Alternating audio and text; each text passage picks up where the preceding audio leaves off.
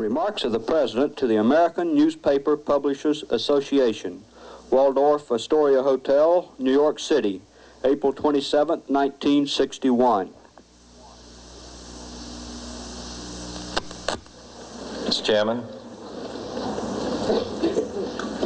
ladies and gentlemen, I appreciate very much your generous invitation to be here tonight. You bear heavy responsibilities these days, and the article I read some time ago reminded me of how particularly heavily the burdens of present-day events bear upon your profession. You may remember that in 1851, the New York Herald Tribune, under the sponsorship and publishing of Horace Greeley, employed as its London correspondent an obscure journalist by the name of Karl Marx. We are told that foreign correspondent Marx, stone broke, and with a family ill and undernourished, constantly appealed to Greeley and managing editor Charles Dana for an increase in his munificent salary of $5 per installment, a salary which he and Ingalls ungratefully labeled as the lousiest petty bourgeois cheating. But when all his financial appeals were refused, Marx looked around for other means of livelihood and fame, eventually terminating his relationship with the Tribune and devoting his talents full-time to the cause that would bequeath to the world the seeds of Leninism, Stalinism, revolution, and the Cold War. If only this capitalistic New York newspaper had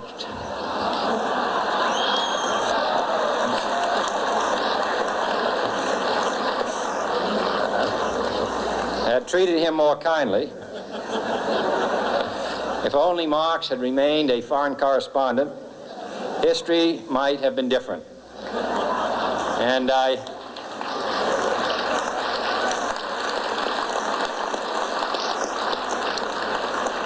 hope all publishers will bear this lesson in mind the next time they receive a poverty-stricken appeal from a small increase in the expense account from an obscure newspaper man.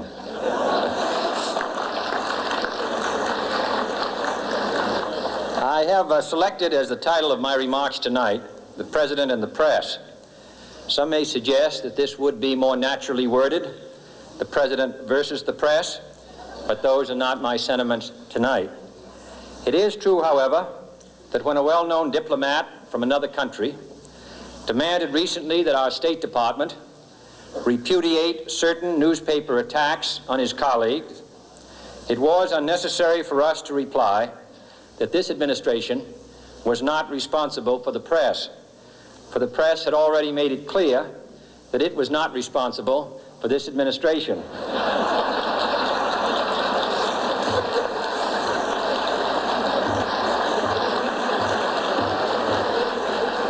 Nevertheless, my purpose here tonight is not to deliver the usual assault on the so-called one-party press. On the contrary, in recent months, I have rarely heard any complaints about political bias in the press, except from a few Republicans. Nor is it my purpose tonight to discuss or defend the televising of presidential press conferences. I think it is highly beneficial to have some 20 million Americans regularly sit in on these conferences to observe, if I may say so, the incisive, the intelligent, and the courteous qualities displayed by your Washington correspondents. Nor, finally, are these remarks intended to examine the proper degree of privacy which the press should allow to any president and his family. If, in the last few months, your White House reporters and photographers have been attending church services with regularity, that has surely done them no harm.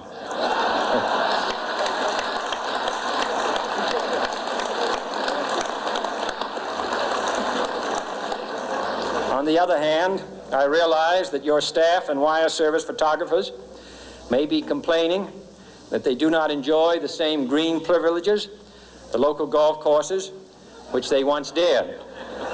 It is true that my predecessor did not object, as I do, to pictures of one's golfing skill in action, but neither, on the other hand, did he ever be a Secret Service man. My topic tonight is a more sober one, of concern to publishers as well as editors. I want to talk about our common responsibilities in the face of a common danger.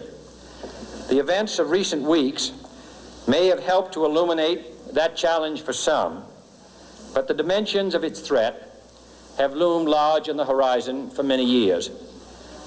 Whatever our hopes may be for the future, for reducing this threat or living with it, there is no escaping either the gravity or the totality of its challenge to our survival and to our security.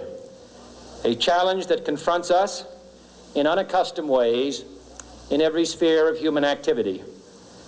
This deadly challenge imposes upon our society two requirements of direct concern, both to the press and to the President. Two requirements that may seem almost contradictory in tone, but which must be reconciled and fulfilled if we are to meet this national peril. I refer first to the need for far greater public information, and second, to the need for far greater official secrecy. The very word secrecy is repugnant in a free and open society, and we are, as a people, inherently and historically opposed to secret societies, to secret oaths, and to secret proceedings. We decided long ago that the dangers of excessive and unwarranted concealment of pertinent facts far outweighed the dangers which are cited to justify it. Even today, there is little value in opposing the threat of a closed society by imitating its arbitrary restrictions. Even today, there is little value in ensuring the survival of our nation if our traditions do not survive with it. And there is very grave danger that an announced need for increased security will be seized upon by those anxious to expand its meaning to the very limits of official censorship and concealment. That I do not intend to permit to the extent that it's in my control.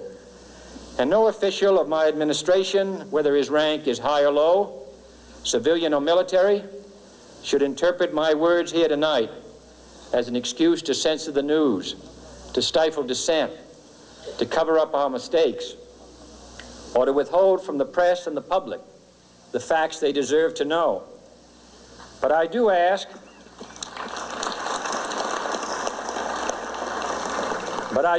every publisher, every editor, and every newsman in the nation to re-examine his own standards and to recognize the nature of our country's peril.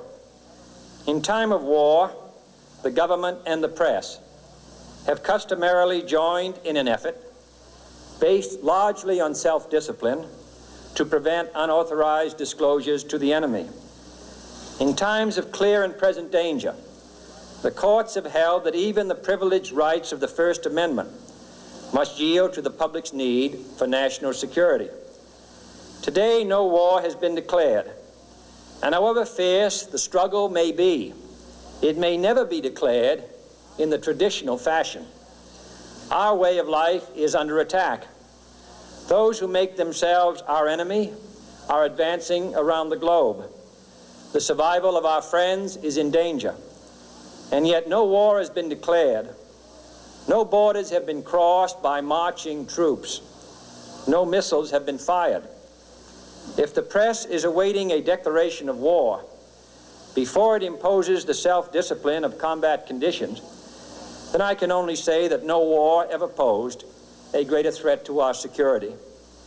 If you are awaiting a finding of clear and present danger, then I can only say that the danger has never been more clear, and its presence has never been more imminent.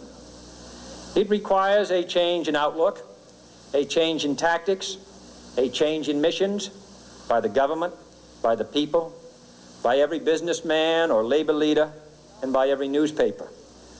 For we are opposed around the world by a monolithic and ruthless conspiracy that relies primarily on covert means for expanding its sphere of influence, on infiltration instead of invasion, on subversion instead of elections, on intimidation instead of free choice, on guerrillas by night instead of armies by day. It is a system which has conscripted vast human and material resources into the building of a tightly knit, highly efficient machine that combines military, diplomatic, intelligence, economic, scientific, and political operations. Its preparations are concealed, not published. Its mistakes are buried, not headlined. Its dissenters are silenced, not praised. No expenditure is questioned, no rumor is printed, no secret is revealed. It conducts the Cold War, in short, with a wartime discipline no democracy would ever hope or wish to match. Nevertheless, every democracy recognizes the necessary restraints of national security. And the question remains whether those restraints need to be more strictly observed if we are to oppose this kind of attack as well as outright invasion. For the facts of the matter are that this nation's foes have openly boasted of acquiring through our newspapers information they would otherwise hire agents to acquire through theft, bribery, or espionage. That details of this nation's covert preparations to counter the enemy's covert operations have been available to every newspaper reader, friend and foe alike. That the size, the strength, the location, and the nature of our forces and weapons, and our plans and strategy for their use have all been pinpointed in the press and other news media to a degree sufficient to satisfy any foreign power, and that in at least one case, the publication of details concerning a secret mechanism whereby satellites were followed required its alteration at the expense of considerable time and money. The newspapers which printed these stories were loyal, patriotic, responsible, and well-meaning. Had we been engaged in open warfare, they undoubtedly would not have published such items. But in the absence of open warfare, they recognized only the tests of journalism and not the tests of national security. And my question tonight is whether additional tests should not now be adopted. That question is for you alone to answer. No public official should answer it for you. No governmental plan should impose its restraints against your will. But I would be failing in my duty to the nation in considering all of the responsibilities that we now bear and all of the means at hand to meet those responsibilities if I did not commend this problem to your attention and urge its thoughtful consideration.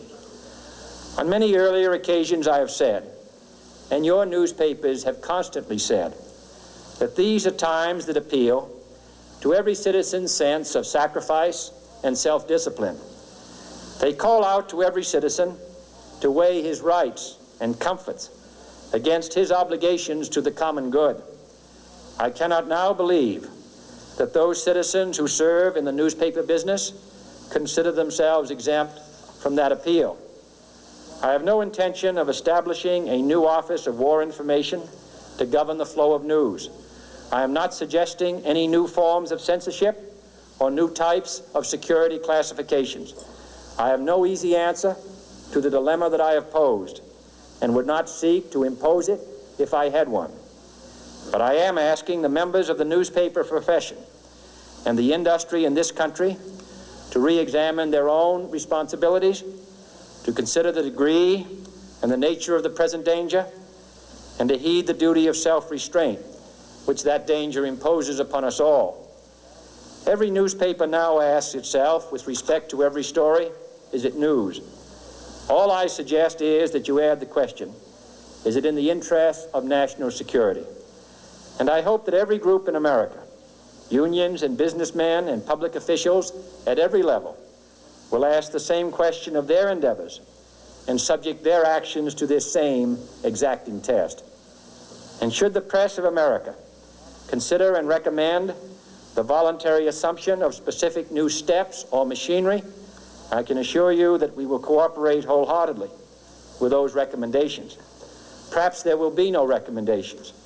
Perhaps there is no answer to the dilemma faced by a free and open society in a cold and secret war. In times of peace, any discussion of this subject and any action that results are both painful and without precedent.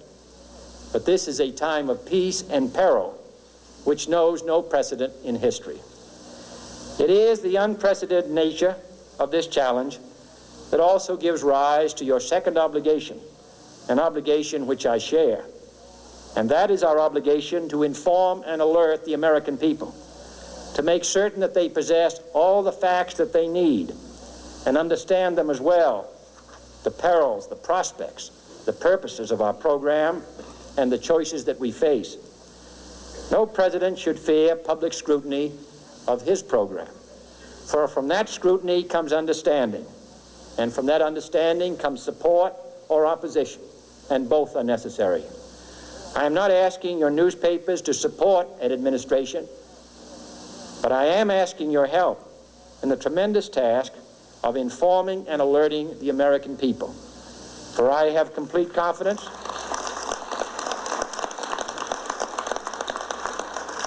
in the response and dedication of our citizens whenever they are fully informed. I not only could not stifle controversy among your readers, I welcome it. This administration intends to be candid about its errors. For as a wise man once said, an error doesn't become a mistake until you refuse to correct it. We intend to accept full responsibility for our errors, and we expect you to point them out when we miss them.